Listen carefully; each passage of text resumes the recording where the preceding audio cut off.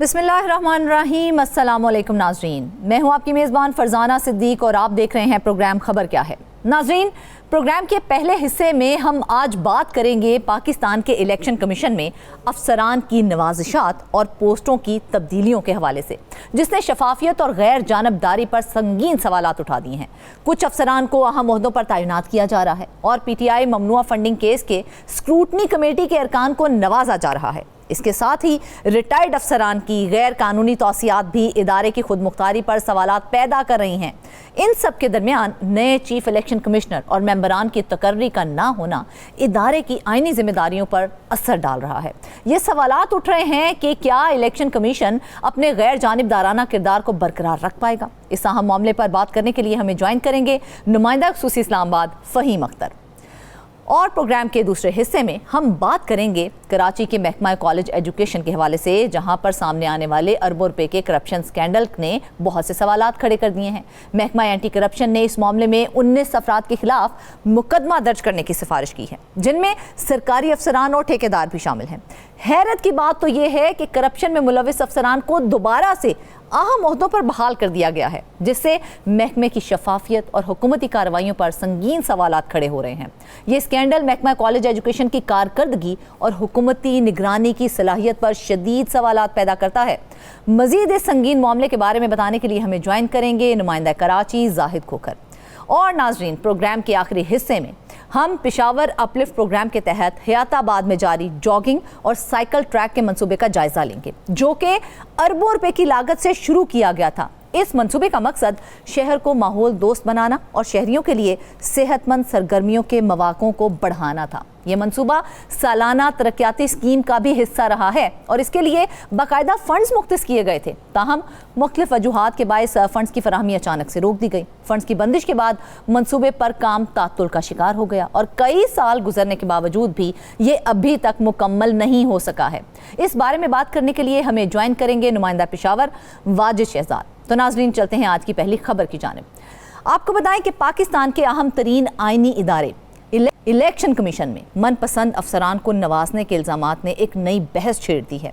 ओहदों को मखसूस अफराद के लिए तब्दील करना और फिर रिटायर्ड अफसरान की भरमार, ये सब कुछ इदारे की ट्रांसपेरेंसी और मेरिट पर संजीदा सवालात उठा रहे हैं। इस पूरी सूरत हाल पर बात करने के लिए हमें ज्वाइन किया है नुमाइंदा इस्लामाबाद फ़हीम अख्तर ने। फ़हीम, मुझे ये बताइए कि कहा यह जा रहा है कि अफसरों के लिए पोस्ट को अपग्रेड किया गया है, जो ओपन मेरिट के असूल की सरीहन खिलाफ वर्जी है, ठीक है, और ये क्लियर फेवरेटिज्म भी है। तो क्या ये मुमकिन नहीं है कि पोस्ट को अपग्रेड करना सिर्फ एडमिनिस्ट्रेटिव ज़रूरत के तहत किया गया हो, ना कि किसी फेवर देने के लिए किया गया हो? देखिए, अगर नोटिफिकेशन की कापी आपके पास फरजाना हो तो अगर उसको पढ़ें तो ये बिल्कुल ही खुद बता रही है कि ये फेवरेटिज्म है। अच्छा। और सिर्फ एक अफसर को नवाजने के लिए ये काम किया गया है। ठीक है। ये नोटिफिकेशन जो जारी किया गया है इलेक्शन कमीशन ऑफ पाकिस्तान की तरफ से, इसमें कहा गया है कि जो इलेक्शन कमीशन की एक पोस्ट है डायरेक्टर जनरल पॉलिटिकल फाइनेंस, एक पॉलिटिकल फाइनेंस विंग है जो कि सियासी जमातों को रेगुलेट करता है, उनके इंटर पार्टी इंतखाबात हों, उनके निशानात हों, या फिर वो जो MNAs, MPAs, सेनेटर्स और सियासी जमातें अपने गोशवारे और वाजबात जमा कराते हैं, उनकी ये छानबीन करता है। तो उसके सरबराह को ग्रेड जो दिया जाता है उसको डायरेक्टर जनरल की पोस्ट के तौर पर उसका जो हेड होता है वो होता है। अब जो मसूद अख्तर शिरवानी साहब हैं, जिनको प्रमोट इनको तो नहीं किया गया, लेकिन इनकी पोस्ट को प्रमोट किया गया है कि अब ये पोस्ट जो होगी वो स्पेशल सेक्रेटरी की होगी, ग्रेड 21 की होगी, और ये पोस्ट तब तक ये पोस्ट स्पेशल सेक्रेटरी की रहेगी जब तक मसूद अख्तर शिरवानी साहब इस ओहदे के ऊपर रहेंगे। अब जैसे ही मसूद अख्तर शिरवानी साहब ये ओहदा छोड़ेंगे, ये पोस्ट वापस डायरेक्टर जनरल की हो जाएगी, स्पेशल सेक्रेटरी की खत्म हो जाएगी। अगर तो असूल मेरिट का देखा जाए तो होना तो ये चाहिए था कि भाई अब से ये जो पोस्ट हुआ करेगी ये स्पेशल सेक्रेटरी की होगी, चाहे मसूद अख्तर शिरवानी आए या फिर कोई और उम्मीदवार इस जगह के ऊपर आता है। लेकिन ये सिर्फ मसूद अख्तर शिरवानी तक ही महदूद है। चीफ इलेक्शन कमिश्नर साहब ने इसकी मंजूरी दी है कि जैसे ये साहब जाएंगे उसके बाद पोस्ट वापस अपनी ओरिजिनल पोजीशन पे आ जाएगी। इसका क्या मतलब है? इसका मतलब ये है कि आप सिर्फ एक बंदे को नवाज रहे हैं। सेम इसी तरह चंद माह पहले या चंद साल पहले इन्होंने जो डायरेक्टर जनरल लॉ थे इलेक्शन कमीशन ऑफ पाकिस्तान के मोहम्मद अरशद साहब, जो कि 5 बार एक्सटेंशन हासिल कर चुके हैं, जो कि ईस्टा कोड की खिलाफ वर्जी है, मैक्सिमम 3 दफ़ा आप किसी को एक पोस्ट के ऊपर एक्सटेंड कर सकते हैं, 5 टाइम वो एक्सटेंशन हासिल कर चुके हैं, उनको भी स्पेशल सेक्रेटरी लॉ बना दिया गया है। और उनके लिए भी यही कहा गया है कि ये तब तक है जब तक मोहम्मद अरशद साहब रहेंगे। तो सिंपल बात ये है कि मौजूदा जो चीफ इलेक्शन कमिश्नर साहब हैं और उनके जो 2 बाकी मेंबरान हैं जो अपनी आइनी मुद्दत 5 साल की मुकम्मल कर चुके हैं, 15 महीने से ज़्यादा वक्त वो गुजार चुके हैं, वो अब ऐसे ऐसे तरीके से लोगों को नवाज रहे हैं ताकि वो उनके लिए काम करते रहें, जो कुछ वो कहते हैं वो करते रहें। और इंटरेस्टिंग बात यह है कि ये जो दोनों अफसर जिनको प्रमोट किया गया है, इनके 2 इंटरेस्टिंग लिंक्स हैं। एक लिंक ये है कि ये जनाब दोनों रिटायर्ड हैं, दूसरा इनका लिंक ये है कि ये दोनों ऑफिसर्स पाकिस्तान तहरीक इंसाफ के खिलाफ जो ममनुआ फंडिंग केस के अंदर स्क्रूटनी करने वाली कमेटी थी, उनके ये मेंबर थे और इन लिए इनको नवाज दिया गया है। जराये से ये चीज भी सामने आई है कि जो हम बिल्कुल भी जानिबदार होकर बात नहीं करेंगे क्योंकि हम चाहते हैं वो स्पेशल सेक्रेटरी हैं, दोनों पहलू जो है वो अवाम के सामने आए। हम बिल्कुल गैर जानिबदार होकर मैं आपसे ये सवाल कर रही हूँ कि मुझे बताइए कि स्पेशल सेक्रेटरी की पोस्ट को 1 टाइम 1 पर्सन बनाना क्या इदारा जाती सिस्टम को कमज़ोर बनाता है, या दूसरी जानिब अगर हम दूसरे पहलू से देखें तो इदारे की एफिशिएंसी को बढ़ाने के लिए ऐसा कदम उठाया गया है? क्या कहेंगे आप इस हवाले से? इदारे की एफिशिएंसी अगर फरजाना बढ़ानी होती ना तो ये फिर मुस्तकिल करते कि मसूद अख्तर शिरवानी साहब अगर चले जाएंगे तो फिर ये पोस्ट 21 की और फिर स्पेशल सेक्रेटरी ही रहेगी। इसके ऊपर चाहे बाद में इलेक्शन कमीशन का कोई और अफसर ग्रेड 21 में प्रमोट होके इसका हेड बनता है तो फिर वो भी स्पेशल सेक्रेटरी पॉलिटिकल फाइनेंस कहलवाएगा। इससे फिर ये होता कि इदारे की एफिशिएंसी में भी इजाफा होता, इदारे के अंदर जो उस वक्त जो सरबराह है उसकी अथॉरिटी में भी इजाफा होता, और जो ऑफिसर्स हैं वो ये समझते कि स्पेशल सेक्रेटरी हैं, उनकी मरात वगैरह सारे मामलात उसमें तय होते। लेकिन यहाँ पर तो सिर्फ एक बंदे को नवाजा जा रहा है, उसके अंदर कैटेगोरिकली लिखा जा रहा है। मेरे ख्याल में मैंने तो ये दूसरा नोटिफिकेशन पढ़ा है फरजाना, एक पहले इसी इलेक्शन कमीशन की तरफ से जो दिया गया था मोहम्मद अरशद साहब को, और अब ये मसूद अख्तर शिरवानी साहब को दिया गया है कि ये एक बंदा है, जब तक ये ओहदे पर रहेगा, जैसे जाएगा ये ओहदा वापस अपनी ओरिजिनल पोजीशन के ऊपर आ जाएगा। तो ठीक है, अगर आपको रूल्स के अंदर ये इख्तियारात अगर दिए गए हैं, लेकिन वो भी प्रेसिडेंट से ही अप्रूवल से मुंसलिक हैं कि आप किसी की पोस्ट को प्रमोट कर सकते हैं, तो फिर तो या तो फिर जितने भी डायरेक्टर जनरल की पोस्टें थी बाकी इलेक्शन कमीशन में उनको भी आप स्पेशल सेक्रेटरी कर देते और जो वो भी जब तक बैठी हैं तब तक होता, या तो फिर सबको स्पेशल सेक्रेटरी बना देते। लेकिन ये पिक एंड चूज किया गया है, इससे तो फेवरेटिज्म जाहिर होती है। ये तो सीधी सीधी सी बात यह है कि आप चंद अफसरान को नवाज रहे हैं, और मेरे पास जो इतलात हैं वो बड़ी खौफनाक है फरजाना। वो ये हैं कि पिछले कई साल से जब से मसूद अख्तर शिरवानी साहब इलेक्शन कमीशन ऑफ पाकिस्तान में आए हैं, वो डायरेक्टर जनरल पॉलिटिकल फाइनेंस के तौर पर आए हैं। ये बेसिकली ऑडिट एंड अकाउंट्स के ऑफिसर थे। वहाँ से जब रिटायर हुए, पॉलिटिकल जो पीटीआई की सिक्योरिटी कमेटी के मेंबर थे, जैसे ही वो रिटायर हुए इलेक्शन कमीशन ऑफ पाकिस्तान का उनको हिस्सा बना दिया गया, यानी कि एज ए उनको कॉन्ट्रैक्ट, उनकी सर्विसेज ले ली गई, उनको तनख्वाह मरात वगैरह दिया गया, ओहदा दिया गया, और उनके साथ ये कमिटमेंट हुई थी कि आपने हमारा किसी किस्म का जो ऑडिट पैरा है कमीशन का नहीं होने देना। 2024 हो, 2025 हो या 2000 उससे पिछले वाले जो जब से ये मौजूदा चीफ इलेक्शन कमिश्नर साहब आए हैं, तब से लेकर अब तक एक भी ऑडिट पैरा जो है वो सामने नहीं आया, जबकि कम से कम की सैकड़ों ऐसे इलेक्शन कमीशन ऑफ पाकिस्तान के स्कैंडल्स हम एक्सपोज कर चुके हैं जो कि सीधी पैरा बनता है, ऑडिट पैरा बनता है। ये कहा जा रहा है इलेक्शन कमीशन के अफसरान के अंदर भी काफ़ी ज़्यादा, आप यूँ कह सकते हैं कि एक अजीबोगरीब किस्म की मायूसी फैली हुई है। ऐसा तो नहीं है कि इलेक्शन कमीशन में नई प्रैक्टिस है, एक नया ट्रेंड बन चुकी है, यानी कि पोस्ट को पर्सन के मुताबिक डिज़ाइन करना, क्योंकि इदारा खुद बजाते ये कहता है कि हम तजर्बाकार अफसरान को लेकर आते हैं, अहम मुद्दों पर तैनात करते हैं ताकि गवर्नेंस को मजबूत बनाया जाए। क्या पाकिस्तान का जो सिस्टम है, जो पाकिस्तान का जो सिविल सिस्टम का निज़ाम है, सिविल सर्विस का निज़ाम है, या जो पाकिस्तान के अंदर जो नए ऑफिसर्स आ रहे हैं, या जो पाकिस्तान के जो तालीमी इदारे हैं, उन्होंने अफसर पैदा करना छोड़ दिए हैं। पाकिस्तान के अंदर जो अच्छे दिमाग हैं वो आना ख़त्म हो चुके हैं। यही आखिरी लोग थे, यही जो सिकंदर सुल्तान राजा साहब चीफ इलेक्शन कमिश्नर हैं, यही जो उनकी टीम है, यही आखिरी टीम है पाकिस्तान के अंदर। इसके बाद इलेक्शन कमीशन ऑफ पाकिस्तान ख़त्म हो जाएगा, उसके बाद कोई और नया काबिल अफसर नहीं आएगा।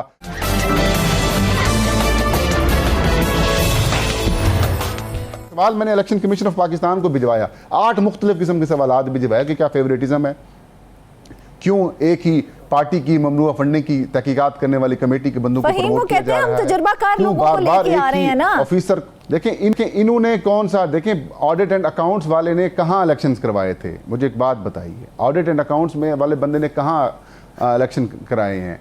क्या पाकिस्तान के अंदर जो लॉ की पोजीशन है, लॉ के अंदर कोई और ऑफिसर्स काम करने वाले नहीं है? मसला ये है कि जो कुछ ये आईनी गैर आईनी काम करवाना चाहती है, इलेक्शन कमीशन की अप्रूवल के साथ किए गए हैं, और फिर जब उसकी अप्रूवल के साथ किए जाए तो वो तो इस बात का सबूत होते हैं कि फैसले रूल्स के अंदर रहकर किए गए हैं। देखिए रूल्स के अंदर रह के किए गए हैं, तो फिर मैंने ये 8 सवाल इलेक्शन कमीशन ऑफ पाकिस्तान के तर्जमान को, उनके सेक्रेटरी को और उनके पीआरओ को भिजवाए हैं कि अगर आपने रूल्स के अंदर किए हैं तो मुझे रूल्स का हवाला दे दें, ठीक है? अगर आपको इख्तियार हासिल है तो वो बता दें। अच्छा, इसकी लॉजिक बता दें कि आप एक ही बंदे को बार बार 5वीं दफ़ा क्यों एक्सटेंशन दे रहे हैं? क्या मेरिट्स ख़त्म हो चुके हैं? क्या कोई और ऑफिसर नहीं रहा? ठीक हो गया। अगर आप वन टाइम एक बंदे के लिए पोस्ट को प्रमोट कर रहे हैं तो ये बताएं, क्या इससे इदारा जाती शफाफियत सामने आएगी? क्या इससे जो आप ये कहेंगे कि वो बंदा जैसे जाएगा पोस्ट वापस अपनी असली पोजीशन के ऊपर आ जाएगी, क्या इसको नवाजना नहीं कहते? फिर स्क्रूटनी कमेटी एक पार्टी के खिलाफ तहकीकात करती है तो उनके 2 अफसरान को बार बार क्यों नवाजा जा रहा है? तो यकीन करें, अगर तो शफाफियत होती, अगर मेरिट के मुताबिक होते, अगर असूली होते, और अगर ये जो डिसीजन लिए गए हैं ये स्पेशल या ये किसी को नवाजने के लिए नहीं थे बल्कि इदारा की बेहतरी के लिए थे, तो यकीनन फरजाना 3 दिन हो गए मैंने ये सवाल भिजवाए हुए हैं, जवाब आ जाता। ना secretary election commission Umar Hamid Khan ने जवाब दिया, ना इलेक्शन कमीशन ऑफ पाकिस्तान के जो डायरेक्टर जनरल हैं उन्होंने जवाब दिया पीआर के, और ना ही उनकी पीआरओ की तरफ से जवाब आया। आज भी ये फोरम उनके लिए दस्तयाब है, आप अगर जवाब देना चाहते हैं तो जवाब दे दें। बसूरत दीगर जो इनका जो नोटिफिकेशन जारी किया गया है 15 अप्रैल का, वो सेल्फ एक्सप्लेन कर रहा है कि जनाब मसूद अख्तर शिरवानी साहब को आपने फेवर किया है, ये फेवरेटिज्म है, इसको नवाजना कहते हैं कि जैसे ये बंदा उतरेगा पोस्ट से, ये पोस्ट वापस डीजी की हो जाएगी। जब तक ये रहेगा, ये पर्क्स, प्रिविलेजेस, सारे इख्तियारात, अथॉरिटी जो है वो स्पेशल सेक्रेटरी वाली। अच्छा फहीम, सिंपल सी बात ये है, ये इदारे में शफाफियत के लिए नहीं, ये चंद लोगों को नवाजने के लिए किया गया है। अच्छा फहीम, वो कौन कौन से रूल्स हैं जो लगता है आपको कि उनको वायलेट किया गया है? क्योंकि वो अफसरान जो ममनुआ फंडिंग केस की स्क्रूटनी कमेटी का हिस्सा रहे हैं उनको भी तो नवाजा गया है ना। देखिए रूल्स, सिंपल सी बात यह है कि शफाफियत होनी चाहिए, शफाफियत की बुनियाद के ऊपर आपने काम करना है, इदारे की बेहतरी के लिए काम करना है। आपने ये तासुर हरगिज़ नहीं देना कि किसी और की हक तलफी हो रही है। क्या इलेक्शन कमीशन ऑफ पाकिस्तान में सिर्फ यही 2 एक डीजी हैं जो काम कर रहे हैं? क्या बाकी जो डायरेक्टर जनरल इलेक्शंस हो गए, लोकल गवर्नमेंट्स वाले हो गए, एडमिनिस्ट्रेशन वाले हो गए, या फिर जो बाकी डिपार्टमेंट्स में काम करने वाले हो गए, इलेक्टोरल रोल्स वाले हो गए, क्या वो लोग काम नहीं कर रहे? तो सिर्फ 2 लोगों को प्रमोट करना, उनकी पोस्ट को ग्रेड 21 या उनको स्पेशल सेक्रेटरी बना देना, ये वायलेशन है बुनियादी तौर पर उस असूल की जो कि शफाफियत के लिए होती है।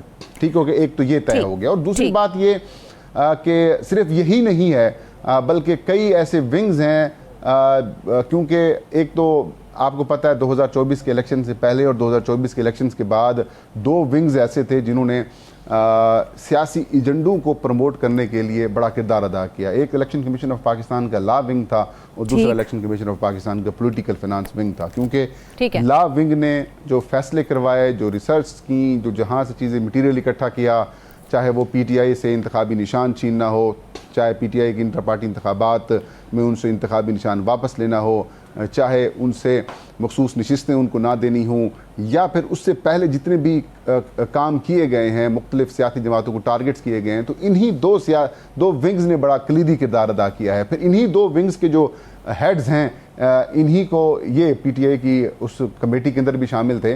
तो ये चीज़ें बड़ी कम्प्लेक्स हैं। ये मतलब ये कि सिंपल सी बात ये है कि ये तासुर क्लियर हो रहा है एक तो नोटिफिकेशन पढ़ के और फिर इनके एक्शन से कि ये प्रमोट किया जा रहा है, ये नवाजा जा रहा है चंद लोगों को जिन्होंने इनके लिए काम किया है। और फिर हैरानकुन तौर पर 15 महीने हो गए हैं कि जो इलेक्शन कमीशन ऑफ पाकिस्तान जैसा एक बड़ा आईनी इदारा है उसके सरबराह की तैनाती के लिए काम नहीं किया जा रहा।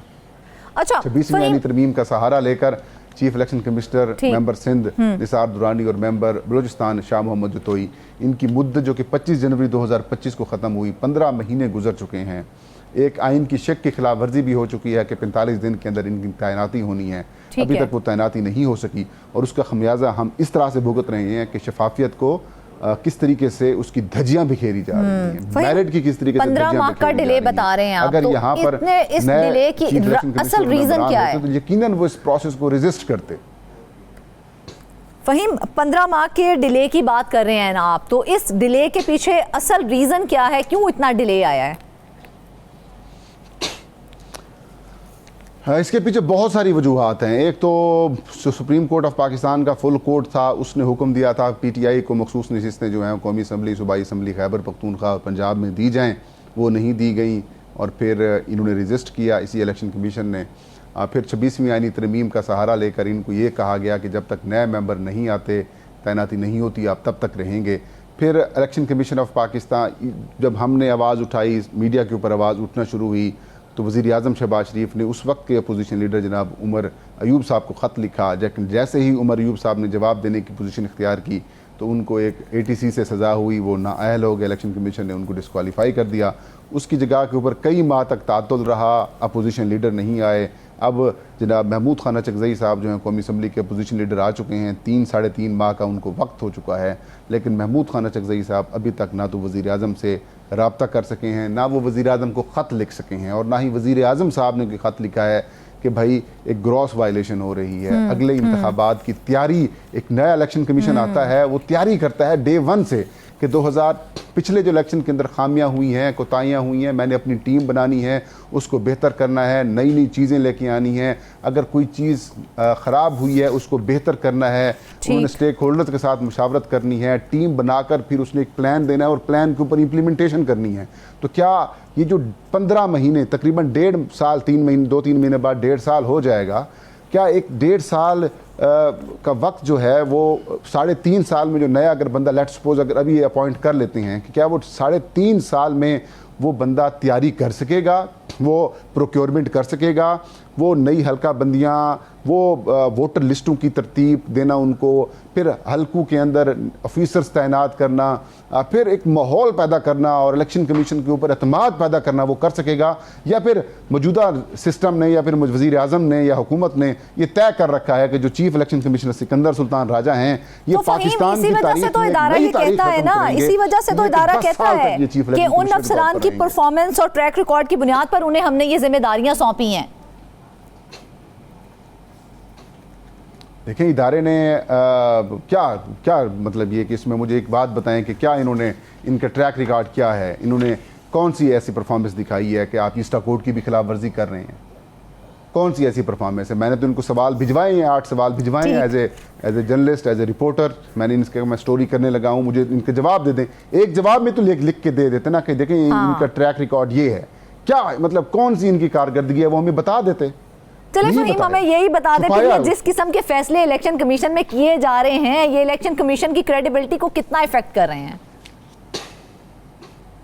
देखें, 2024 के इंतखाबात के बाद जिस तरीके से इंतखाबी धांधलियों के ऊपर पर्दे डाले गए, जिस तरीके से जो इलेक्शन ट्रिब्यूनल्स थे उसका एक बड़ा इशू सामने आया, फॉर्म 45 का तनाज़ा सामने आया, और अब जिस तरीके से ये जो ऑफिसर्स को अपनी मर्जी से नवाजा जा रहा है, इससे इलेक्शन कमीशन ऑफ पाकिस्तान की ना सिर्फ साख मुतासर हो रही है, बल्कि जो इलेक्शन कमीशन ऑफ पाकिस्तान में काम करने वाले जो ऑफिसर्स हैं फरजाना, वो भी बदजन हो रहे हैं, वो भी मायूस हो रहे हैं कि यहाँ पर सिर्फ वही लोग कामयाब हैं जो यस बॉस करते हैं, या फिर वो जो गैर आइनी या आइनी काम करने में उनकी मुआवनत फराम करते हैं, वही लोग कामयाब हैं जो उसूल के ऊपर, आइन के ऊपर चलते हैं, या फिर वही लोग कामयाब हैं जिनको जनाब रिटायर ऑफिसर्स को लेके आके रिटायरिस्तान बना देते हैं। जो मेरिट पर काम करने वाले लोग हैं, वो कुछ ऐसी इश्यूज़ हैं जिनकी वजह से अभी हम वो आपके साथ डिस्कस नहीं कर सकते कि किस तरह से वायलेशंस हो रही हैं, किस तरीके से वहाँ पर लोगों के साथ तकतल्फियाँ हो रही हैं। तो मायूसी भी फैल रही है और बतौर इदारा ऐसे ही है। नाज़रीन, देखा जाए तो सिचुएशन कुछ यूं है कि इलेक्शन कमीशन में हालिया तकर्रियों और ओहदों में तब्दीलियों को तनकीद का सामना जरूर है, लेकिन हुकूमत और इदारे का मौक़िफ़ ये भी हो सकता है कि ये फैसले इंतजामी ज़रूरत और कारकर्दगी बेहतर बनाने के लिए किए गए हैं। ऐसे में ज़रूरी है कि मामले को दूसरे जाविये से भी देखा जाए, क्योंकि हर खबर के दो रुख होते हैं और ज़रूरी है कि फैसलों को मुकम्मल तनाजुर में देखा जाए। अगर ये इक़दाम वाकई कारकर्दगी और इस्तेहकाम के लिए किए गए हैं तो वक्त के साथ उनके मुस्बत असरात सामने आ सकते हैं। वापस आएंगे एक ब्रेक के बाद। वेलकम बैक नाजरीन। अब हम आपको बताएं कि कराची के महकमा कॉलेज एजुकेशन में अरबों रुपए की मुबैना करप्शन ने एक बार फिर से सिस्टम की ट्रांसपेरेंसी और अकाउंटेबिलिटी पर बहुत बड़े सवालात खड़े कर दिए हैं। हैरानकुन तौर पर जिन अफसरान पर इल्जामात हैं उन्हें ना सिर्फ बहाल किया गया है बल्कि अहम ओहदों पर भी तैनात कर दिया गया है, जो इस पूरे सिस्टम को मजीद कॉन्ट्रोवर्शियल बना रहे हैं। मजीद इस बारे में बताने के लिए हमें ज्वाइन किया है नुमाइंदा कराची जाहिद कोखर ने। जाहिद, सबसे पहले इस केस की डिटेल्स हमारे साथ शेयर कीजिए। Thank you so much. महकमा कॉलेज एजुकेशन के अंदर आपको याद होगा कि कुछ अर्सा पहले भी एक इंक्वायरी कराई गई थी महकमा कॉलेज एजुकेशन की जानिब से, और उसमें 2 अरब 19 करोड़ रुपए की करप्शन साबित हुई थी। और उसके बाद जो मुलविस अफसरान थे, जो सुपरिटेंडिंग इंजीनियर हैं या एक्सीएन या वो अफसरान जो एईएन थे और उनको चार्ज दिए हुए थे इसके एक्सीएन के, उनको शोकाज नोटिस जारी किए गए थे, उनको मुअत्तल किया गया था। अब इस मामले में जो है एक तो ये वो तहकीकात है, उसके बाद महकमा एंटी करप्शन की जानिब से 2 अलग-अलग तहकीकातें शुरू की गई थी, एक हैदराबाद के अंदर, एक कराची के अंदर। अच्छा। अब इतनी तहकीकात जो महकमे ने खुद कराई और उसमें तमाम चीज़ें साबित हो गई, उसके बावजूद उन अफसरान को जिन पर ये इल्ज़ामात हैं उनको ओहदों पर बहाल किया गया है। ज़ीशान ख्वाजा साहब हैं जिन पर संगीन नोयत की करप्शन के इल्ज़ामात थे, उनको भी बहाल करके एक्सीएन कॉलेज एजुकेशन हैदराबाद मुकर्रर कर दिया गया है। जो एईएन अजहर शेख साहब थे, जिन पर भी ये संगीन नोयत के करप्शन के इल्ज़ामात थे, उनको भी बहाल कर दिया गया है और इनको एक अलग महकमा एजुकेशन वर्क्स में ज़िला कोरंगी के अंदर एक्सीएन बना दिया गया है। वहाँ पर भी अरबों रुपए के बजट वहाँ पर मौजूद है। अब क्या है कि जो हैदराबाद के अंदर तहकीकात की जा रही थी, उसमें तहकीकाती अफसर की जानिब से जो तहकीकात है उसको फाइनलाइज़ किया गया है और ये उन मुलविस अफसरान या जो मुख्तलिफ कंपनीज़ हैं उनके खिलाफ मुकदमा दर्ज करने की सिफारिश की गई है। उन्होंने कहा कि एम&आर के जो मेंटेनेंस के जो बहाली और मरम्मत के जो काम होते हैं वो ऐसे ठेकेदारों को जारी किए गए, सरजमीन पे काम नहीं हुआ। तो उन्होंने सरप्राइज़ विज़िट भी किया था मुख्तलिफ दफातर का। उसके बाद एक रिपोर्ट मुरतब करके उन्होंने डायरेक्टर जनरल एंटी करप्शन को भेजी है और उनसे सिफारिश की है कि इन अफसरान के खिलाफ कार्रवाई की जाए। 19 जो है लोग हैं जिनमें मुख्तलिफ कंपनीज शामिल हैं। मैं ज़रूर आपके साथ शेयर करूँगा कि वो कौन कौन से नाम हैं जिन पर मुकदमा दर्ज करने की सिफारिश की गई है और ये वो डॉक्यूमेंट है जो हमारे स्क्रीन पर भी नाज़रीन देख सकते हैं। सबसे पहले तो जो नंबर 1 पे है अजहर शेख, जो एईएन है, एक्सीएन रह चुके हैं एक्सीएन के ओहदे पर। उसके बाद ज़ीशान ख्वाजा साहब हैं जिसको मुअत्तल किया गया था, वो भी एक्सीएन है, उनको अपने ओहदे पर बहाल किया गया। सलीमुल्लाह शेख साहब हैं, सुपरिटेंडिंग इंजीनियर हैं, उनको भी जो है वो इस वक्त भी अपने ओहदे पर मौजूद हैं, उनके खिलाफ भी मुकदमा दर्ज करने की गई सिफारिश। खान मोहम्मद जमाली हैं, वो भी एक्सीएन है। शाहिद परवेज़, वो भी एईएन असिस्टेंट एग्जीक्यूटिव इंजीनियर हैं। शाहिद परवेज़, अशरफ कोरेजो, वो सब इंजीनियर हैं। उसके बाद शेरदिल भट्टी हैं, वो अनऑथोराइज्ड ऑफिशियल है जिनका लिखा गया है। अब्दुल हफीज़ कोलाची है, वो गवर्नमेंट कॉन्ट्रैक्टर है। और मुख्तलिफ जो दूसरे कॉन्ट्रैक्टर्स हैं जिसमें अब्बास आमिर भयो हैं, सलाउद्दीन सिद्दीकी है, अलमदीना गवर्नमेंट कॉन्ट्रैक्टर है, Mudassir Adil and government contractor है, रॉयल इंटरप्राइजेज़ है, शेख इंटरप्राइजेज़ अब्दुल्ला और उसके अल वहाब और बिल्डअप कंस्ट्रक्शन है। ये 19 अफराद के नाम हैं जो सरकारी अफसरान भी हैं और उसके अलावा जो मुख्तलिफ कंपनीज़ हैं उनके नाम दिए गए हैं। उनको कहा गया है कि आप इन मुलजमान के खिलाफ मुकदमा दर्ज करें। ये तो एक अलग एक तहकीकात थी जो हैदराबाद के अंदर जारी थी। दूसरी तहकीकात जो है वो कराची के अंदर, वो कराची में जारी है और उसमें भी तहकीकात जारी है। हमें जो इतलात मिली है कि कुछ रोज़ कबल तहकीकाती अफसर को रिकॉर्ड फराहम नहीं किया गया था, कोई ताउन नहीं किया जा रहा था, तो उनकी जानिब से महकमा कॉलेज एजुकेशन के चीफ इंजीनियर के दफ्तर पर छापा मारा गया था और तमाम रिकॉर्ड उन्होंने हासिल किया है, और जिसमें भी होशरफा इंकशाफात सामने आए। एक तो महकमे की जानिब से जो तहकीकात की गई थी उसकी रोशनी में उसको फॉलो किया गया, उसके अलावा भी काफ़ी जो मामला थे जिनमें ये करप्शन की गई है। अब बुनियादी तौर पर बात यह है कि महकमा कॉलेज एजुकेशन के जो जिस तरह से पहले भी हमने बताया था कि जो सेक्रेटरी आए हैं नदीम उर रहमान मेमन साहब, उन्होंने बड़ी कोशिश की, तहकीकाती कमेटी बनवाई गई और तहकीकात की गई और उसमें तमाम मामला हैं पॉइंट आउट भी किए गए, मगर उसके बावजूद भी क्या वजह है कि जो अफसरान हैं उनको अहम ओहदों पर बहाल किया जाता है। आपको दिलचस्प में बात बता दूं कि इस वक्त जो महकमे कॉलेज एजुकेशन का जो सिस्टम चला रहा है वो एक है महकमा कॉलेज के लेक्चरर। अब आप तस्वर करें कि एक लेक्चर जो है जिसका नाम अब्बास टीपू साहब हैं, उनको डायरेक्टर डेवलपमेंट, आप बताएं कि किसी टीचर को डेवलपमेंट का किस तरह से पता हो सकता है, इंजीनियरिंग के काम का किस तरह से तजुर्बा हो सकता है। मतलब हम तो खुद परेशान हैं कि एक लेक्चरर को आप डायरेक्टर डेवलपमेंट कर रहे हैं, उसके साथ जो अजहर शेख हैं जो EN है, इस वक्त भी एक्सीन एजुकेशन वर्क्स में बैठे हैं, उस सारे महकमे का एक सिस्टम चला रहे हैं।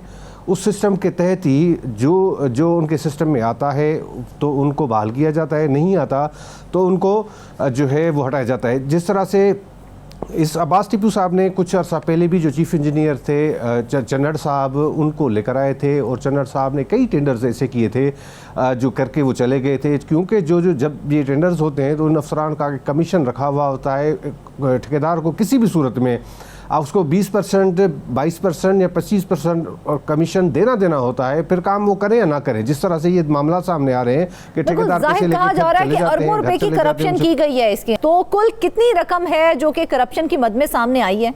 ठीक है, इस वक्त जो महकमे की जानिब से जो तहकीकात की गई थी उसमें कहा गया कि 2 अरब 19 करोड़ रुपए की रकम खुर्द बुर्द की गई है। जो रकम है वो सरजमीन पर खर्च नहीं हुई है और ये उन पे जो है शवाहिद फराम किए गए। दूसरी जो तहकीकात है वो है M&R के हवाले से मरम्मत और बहाली के जो मुख्तलिफ प्रोजेक्ट्स थे जो हैदराबाद के अंदर हैं, उसमें भी करोड़ों रुपए हैं, तकरीबन कोई 30-40 करोड़ से कोई ज़्यादा सिर्फ एक साल के अंदर M&R की एक रकम आती है कि मरम्मत बहाली के नाम पे वो काम होता भी नहीं है सरजमीन पे। और उसी तरह से अब मजमूई तौर पर अरबों रुपए की ये करप्शन है वो हुई है और इस करप्शन के खिलाफ हमें कोई अभी तक नहीं लग रहा है कि जिस तरह से मतलब 2 अरब 19 करोड़ पे इज टू मच। मतलब क्या वाकई इतनी ज़्यादा रकम की जो है वो करप्शन की गई है? कहीं ऐसा तो नहीं है कहीं पे फिगर्स जो है वो एग्जैजरेट तो नहीं हो रहे हैं कहीं? देखें, जो अफसरान हैं उनका मौक़िफ़ मुख्तलिफ फोरम्स पे हमें जो सुनने में आया है, उनका ये कहना है कि ये इतनी रकम नहीं है जी, हमने थोड़ी रकम जो है वो करप्शन की है, ये ज़्यादा बताई गई है। अच्छा, ठीक है। बात ये नहीं है कि हम और आप कह रहे हैं कि 2 अरब 19 करोड़ रुपए हम नहीं कह रहे हैं, ये सरकारी डॉक्यूमेंट है और ये महकमे की जानिब महकमा कॉलेज एजुकेशन की जानिब से ये तहकीकात कराई गई है। ये डॉक्यूमेंट समरी की सूरत में चीफ सेक्रेटरी सिंध के पास गया था। इसी डॉक्यूमेंट की रोशनी में चीफ सेक्रेटरी सिंध की जानिब से शोकाज नोटिस जारी किए गए। अब ये रकम जो है वो है या नहीं है, इस पे हम तो बहस ये तो बल्कि वो रकम है जो हमें डॉक्यूमेंट्स के थ्रू पता चली है। ये इतनी करप्शन बिल्कुल बैक एंड के ऊपर हो सकता है, इससे भी ज्यादा की करप्शन की गई हो। एग्जैक्टली इसी तरह से कि जो है इस एग्जैक्टली और ज़्यादा भी हो सकती है, कम भी हो सकती है। बात यह है कि शुरू से ही जिस तरह से मैंने आपको अर्ज़ किया कि जो अब्बास टीपू साहब हैं, इन तमाम चीज़ों को उन्होंने मैनेज किया। अब इस तरह से मैनेज कर रहे हैं कि जो है इस रिपोर्ट को भी इस तरह सी बातें कर रहे हैं कि सस्पिशियस बना दें हम, कोई इस तरह से उस पर कोई एतराज़ात करें, कोई मुतज़ाद हम इस रिपोर्ट को बना दें, तहकीकात को मुतज़ाद करने की कोशिशें की जा रही हैं। तो ये तमाम मामलात हैं। मैं जिस तरह से मैंने बताया कि चन्नड़ साहब को लेकर आए थे, अब जो है एक और चीफ़ इंजीनियर जिनको लेकर आए हैं वो हैं सलीम शेख साहब। वो इस वक्त महकमा स्कूल एजुकेशन के एजुकेशन वर्क्स डिपार्टमेंट सक्खर के चीफ इंजीनियर हैं। तो जाहिर क्या इस बार हायर अथॉरिटीज को भी इन्वेस्टिगेट किया जाएगा? जो हकायक हैं इन्हीं मुझे नहीं लगता है जो जिनको नॉमिनेट किया गया है सिर्फ अगर उनको ही कड़ी सज़ा दी जाए, उनको ही ऐसी सज़ा दी जाए कि वो आइंदा जो है मुलाजमत करने के अहल ना रह सकें। इस तरह से माजी में भी हमने देखा था कि जिस तरह से नेब या दीगर इदारों के साथ जो VR करके आते थे, वॉलंटियर रिटर्न करते आते थे, साबित होता था कि इन्होंने रकम लूटी है, फिर भी VR करने के बाद वो फिर अपने ओहदों पे आ जाते थे। तो इस तरह से इनका रास्ता रोकने की ज़रूरत है कि जिस पर करप्शन साबित हो जाए, जो लूटी हुई रकम को कबूल करे कि मैंने की है और उसके बाद वो कहे कि मैं वापस कर रहा हूँ, वापस लेने के बाद फिर उसको ओहदे पर रखना, ये समझ से बाहर है। बिल्कुल। पब्लिक फंड्स की रिकवरी कैसे होगी, कब हो, कौन करेगा? क्या इस स्कैंडल के बाद गवर्नमेंट कोई भी स्ट्रक्चरल रिफॉर्म्स लाएगी या ये भी एक टेम्परेरी हाइप बनकर रह जाएगा? ऐसे बहुत से सवालात हैं जो सबके दिमाग में जन्म ले रहे हैं। ये केस सिर्फ एक डिपार्टमेंट की करप्शन नहीं है, बल्कि पूरे गवर्नेंस सिस्टम के लिए एक टेस्ट केस बन चुका है। अगर इसमें शफाफ और सख्त कार्रवाई ना हुई तो अवाम का एतमाद मजीद कमज़ोर हो जाएगा और अकाउंटेबिलिटी भी सिर्फ एक नारा बनकर रह जाएगी। नाज़रीन, वापस आएंगे। वेलकम बैक नाज़रीन। आपको बताएं कि पेशावर अपलिफ्ट प्रोग्राम के तहत शुरू होने वाला जदीद जॉगिंग और साइकिल ट्रैक मंसूबा, जो शहरियों को सेहतमंद सरगर्मियों की सहूलत देने के लिए बनाया जा रहा था, अब ताखीर और फंड्स की कमी का शिकार होकर सवालिया निशान बन चुका है।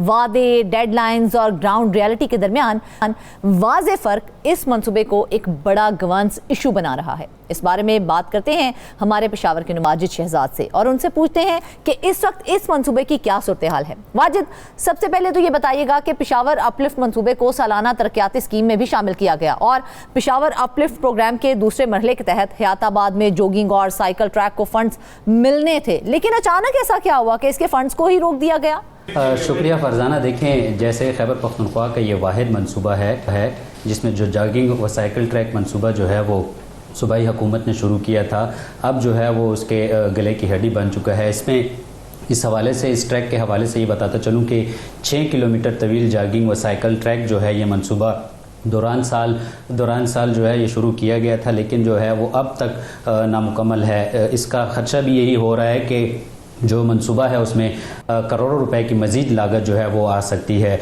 ये मंसूबा पहले भी चंद महीनों पहले मुकम्मल करने का कहा गया था। जो साबिक वज़ीर आला थे खैबर पख्तूनख्वा अली अमीन गंडापुर, उसने ये ऐलान किया था कि 3 महीनों में ये मुकम्मल होगा, लेकिन ताहम अब जो है 8 माह गुजर जाने के बावजूद भी ये ट्रैक और जो साइकिल जॉगिंग ट्रैक है वो मुकम्मल ना हो सका। मंसूबा जो था ये 2022 में शुरू किया गया था। ये भी बताता चलूँ कि ये हयाताबाद पोश इलाका है जो कि जहाँ पर आबादी बहुत ज़्यादा है। इसी इन्वायरमेंटल को देखते हुए जो ये साइकिल व ट्रैक है ये शुरू किया है मंसूबा, लेकिन ताहाल नामुकम्मल हुआ। वहाँ के जो शहरी हैं वो अब भी यही गिला कर रहे हैं कि ये जो ट्रैक था, काफ़ी दावे किए गए थे कि जल्द ही मुकम्मल होगा। हमने ये भी देखा कि जो साबिक वज़ीर आला थे अली अमीन गंडापुर, उसने इस साइकिल ट्रैक का जो इफ्तिताह था वो भी किया।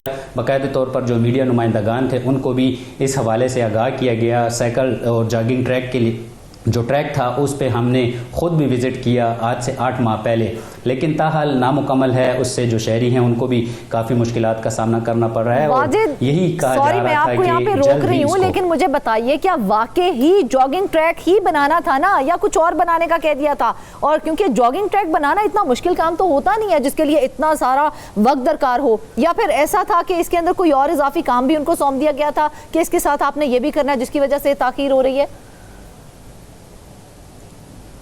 यकीनन ये भी बताता चलूँ कि जैसे मैंने पहले बताया कि 6 किलोमीटर तवील ये जॉगिंग ट्रैक है और वाकई ये जॉगिंग ट्रैक ही बनाया जा रहा था, लेकिन दुश्वारी इसमें ये आ रही थी कि जो हयाताबाद का पोश इलाका है वहाँ से एक नाला सा जो है वो गुजरता है, वहाँ पर तोड़ फोड़ करना जो था वो काफ़ी मुश्किल होता था। लेकिन ये अब जो हमारी उनसे बात हुई, जहाँ के इंजीनियर्स हैं, वहाँ पे हमने दोबारा से विज़िट किया तो वहाँ पर उनकी जानिब से ही कहा गया कि जो हमें फ़ंड्स दिए गए थे उस फ़ंड्स की बिना पर ये जॉगिंग ट्रैक जो है वो नामुकम्मल है।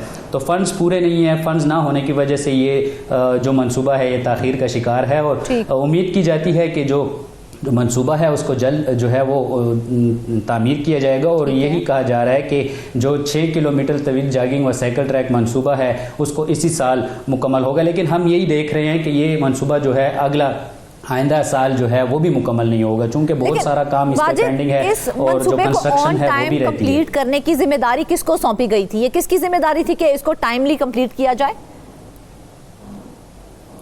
ये मंसूबा जो था कमिश्नर है रियाज महसूद साहब, उनको हवाले किया गया था। उनसे आगे जो ठेकेदार होते हैं, जैसे तौर पर इंजीनियर्स होते हैं, उनको सौंपा गया है। रियाज महसूद की जानिब से ये तमाम मामला देखे गए थे, लेकिन जैसे कि ज़िले इंतज़ामिया है वो इस हवाले से उसको आगाह करते थे, हुकूमत ने इनको हवाले किया। लेकिन जो मंसूबा था अभी ताहाल जैसे पहले बताया, मंसूबा ताख़ीर का शिकार इसलिए हुआ कि जो फ़ंड्स हैं वो उनको दिए नहीं गए। जो इंजीनियर्स हैं वो ठेकेदार जो था इसका, उसकी जानिब से यही गिला किया जा रहा है कि जो मंसूबा है वो ताख़ीर का शिकार होने की वजह सबसे बड़ी बताई जाती है वो फ़ंड्स की अदम दस्तयाबी की वजह से ये मंसूबा जो है वो ताख़ीर का शिकार है।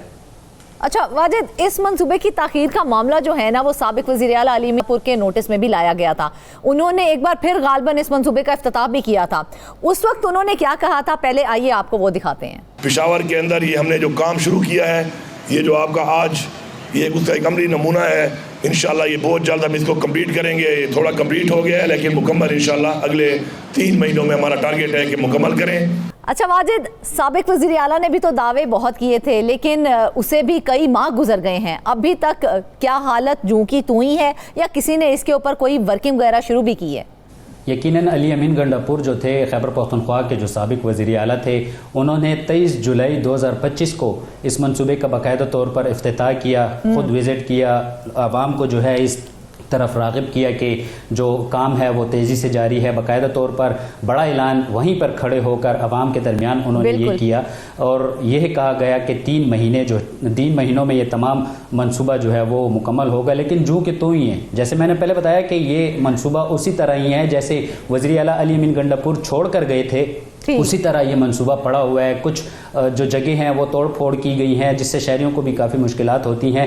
तो जैसे पहले बताया गया कि ये मंसूबा 2022 में शुरू किया गया था, ताहाल जो है अब इनकम्प्लीट। और आवाम का यही कहना है, वहाँ की रिहायशी जो इलाका मकीन है, पोश इलाका है जैसे हयाताबाद है हमारा, वहाँ पर उन लोगों का जानिब से गिला ही किया जा रहा है कि 2022 से उनको मुश्किलात हो रही हैं।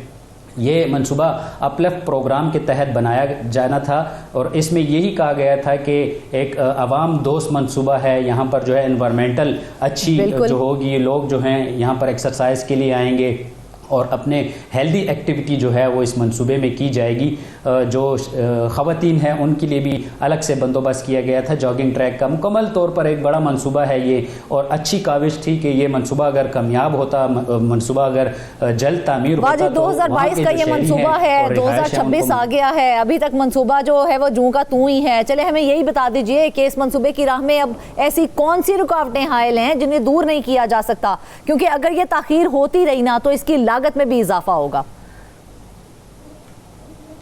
यकीनन फरजाना यही अलमिया है कि एक मंसूबा शुरू होता है तो उसको जो पैसे होते हैं यानी कि फ़ंड्स होते हैं वो थोड़े फ़ंड्स दिए जाते हैं कि मंसूबा शुरू हो तो उसके दरमियान में उसके PC1 PC2 और ये तैयार करके उनको दोबारा से फ़ंड मुहैया किया जाएगा। 2022 का मंसूबा है, चाहिए तो ये था हुकूमत को भी कि इस मंसूबे पर बाकायदा अमल करते और यही अमल करते हुए जो फ़ंड्स हैं वो इंजीनियर्स और जो दीगर जिनको मंसूबा सौंपा गया है वो फ़ंड्स उनको मुहैया किए करते ताकि जो ये मंसूबा है वो कंप्लीट होता। लेकिन ताहाल जो मंसूबा है उस पर करोड़ों रुपए तो लग चुके हैं, लेकिन अब भी जो मंसूबा है वो ताख़ीर का शिकार है और मज़ीद इस पर जो करोड़ों रुपए हैं वो भी आने का खदशा है।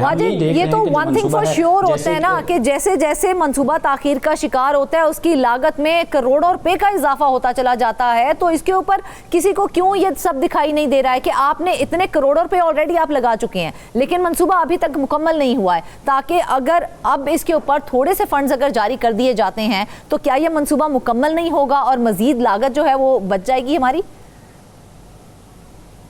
देखिए फरजाना, फंड्स की अदम दस्तयाबी की वजह से ये मंसूबा ताख़ीर का शिकार है। क्यों दस्तयाब नहीं है? क्या मौक़िफ़ पेश किया जा रहा है? रीज़न क्या दी जा रही है? क्यों फंड्स जारी नहीं किए जा रहे हैं?